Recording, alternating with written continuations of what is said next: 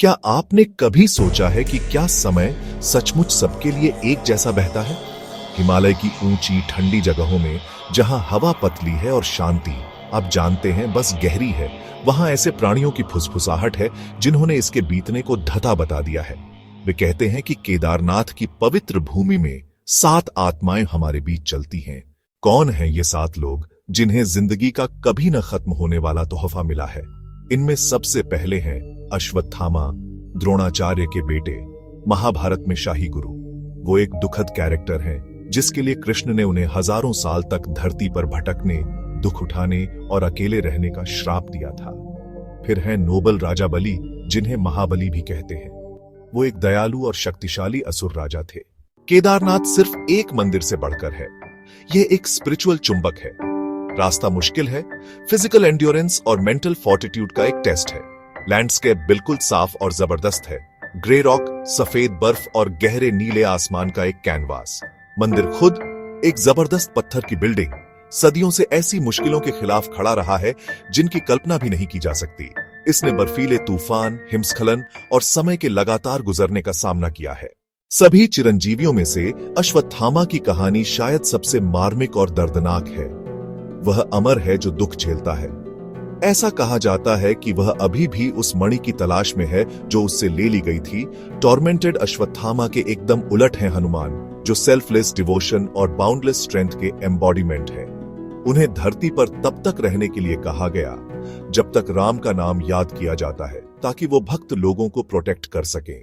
अगले हैं व्यास, महान ऋषि और विद्वान, खुद महाभारत के लेखक। उन्हें विष्णु का पार्शियल इनकारनेशन माना जाता है। फिर हैं विभीषण, राक्षस राजा रावण के भाई, जिन्होंने फैमिली लॉयल्टी से ज्यादा धर्म को चुना।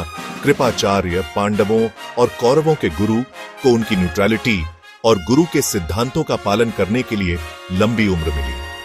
आखिर में परशुराम हैं, विष्णु के 6ठे अवतार, एक फियर्स ब्राह्मण योद्धा जो वर्तमान युग के अंत में अंतिम अवतार कल्कि को गाइड करने के लिए धरती पर रहने वाले हैं। केदारनाथ के अमर लोगों से जुड़ी सबसे कंपेलिंग मॉडर्न लेजेंड जून 2013 की डेवास्टेटिंग फ्लड से आती है। यह सिर्फ एक प्राकृतिक आपदा नहीं थी, यह एक ऐसी घटना थी जिसने विश्वास की सीमाओं को धुंधला कर दिया। 16 जून की रात प्रकृति ने अपना सबसे भयानक रूप दिखाया और केदार घाटी में प्रलय आ गया, जिसने हजारों जिंदगियों को बदल दिया और एक गहरे रहस्य को जन्म दिया। ऊपर चौराबाड़ी ताल भारी बारिश के दबाव को और नहीं झेल सका। उसके टूटने से मंदाकिनी नदी में जल प्रलय आ गया। जो नदी कल तक शांत थी, वह अब पानी, कीचड़ और विशालकाय पत्थरों की एक राक्षसी लहर में बदल गई, जो अपने रास्ते में आने वाली हर चीज को निगलने को तैयार थी। इस प्रलयंकारी विनाश के बीच एक अविश्वसनीय चमत्कार हुआ।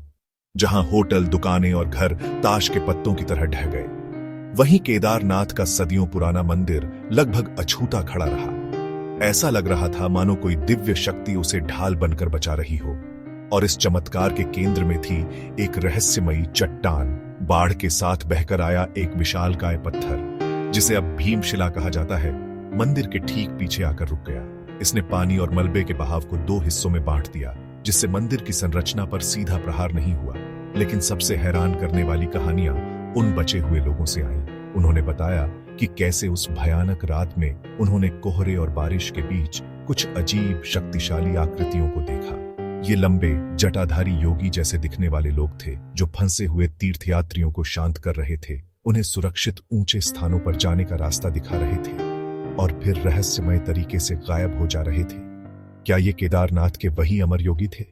7 चिरंजीवी अपने कलेक्टिव अस्तित्व में सिर्फ समय के साक्षी नहीं है, बल्कि वे निरंतरता के उस गहरे रहस्य की रक्षा करते हैं जो ब्रह्मांड को एक साथ बांधता है।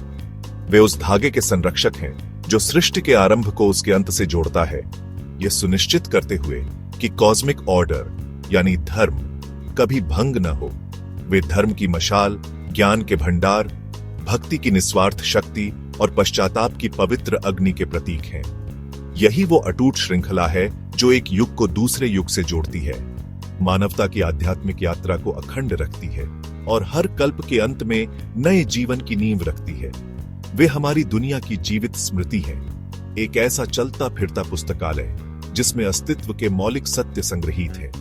आत्मा का अमृतत्व, कर्म का अटूट नियम और परम सत्य का ज्ञान। जब मानवता भटकती है तो यही संरक्षक इन सत्यों को फिर से प्रकट होने का मार्ग प्रशस्त करते हैं, यह सुनिश्चित करते हुए कि वे कभी खो न जाएं। जिस रहस्य के साथ हमने शुरुआत की थी कि वे हमारी दुनिया से क्यों जुड़े हुए हैं, उसका जवाब उनके उद्देश्य में ही छिपा है।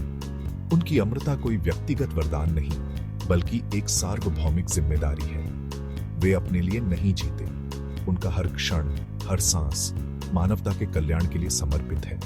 वे हमारे मौन मार्गदर्शक और रक्षक हैं। कल्पना कीजिए एक विशाल अदृश्य मंदिर की। यह मंदिर हमारी सामूहिक आध्यात्मिक विरासत है। ये 7 चिरंजीवी ही वो स्तंभ हैं जो इस भव्य संरचना को थामे हुए हैं। वे इसे युगों के तूफानों से बचाते हैं, यह सुनिश्चित करते हुए कि मानवता का आध्यात्मिक घर हमेशा सुरक्षित और मजबूत बना रहे, अगले युग के आगमन की प्रतीक्षा में।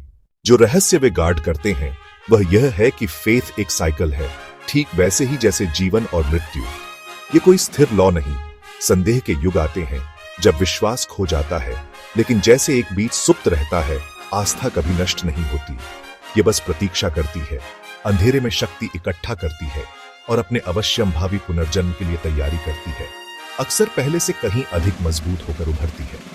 चिरंजीवी इसी विश्वास में मौजूद है, उन तीर्थयात्रियों के अटूट इरादों में जो कठिन यात्रा करते हैं, और लोकल्स की फुसफुसाई हुई लेजेंड्स में। उनका हर मुश्किल कदम, बर्फीली हवा में फुसफुसाई गई हर प्रार्थना उस विश्वास का प्रमाण है जो कठिनाइयों से परे है। वे दूर दराज के गांवों में जलती अलाव के चारों ओर साझा की जाने वाली कहानियों में जीवित रहते हैं। उनकी अमरता शरीर की नहीं बल्कि कथा की है। वे जीवित हैं क्योंकि उनके बारे में कहानियां जीवित हैं जो पीढ़ी दर पीढ़ी सुनाई जाती हैं। ये केवल दंत कथाएं नहीं बल्कि हमारी संस्कृति के ताने बाने में बुने हुए पवित्र धागे हैं। हर बार जब कोई कहानी सुनाई जाती है तो उनका आह्वान होता है, उनका शाश्वत सार हमारी दुनिया में वापस आता है। और यही अंतिम सत्य है। जो रहस्य वे गार्ड करते हैं वह कहानी ही है। असली शक्ति उन्हें खोजने में नहीं बल्कि याद रखने और फिर से बताने में है। क्योंकि वर्णन के इस शाश्वत चक्र में हम केवल उनकी स्मृति को जीवित नहीं रखते, सच तो यह है कि जब तक हम इसे सुनाते रहेंगे, हमारा भी एक हिस्सा इमॉर्टल हो जाएगा, एक अटूट श्रृंखला में एक कड़ी बन जाएगा।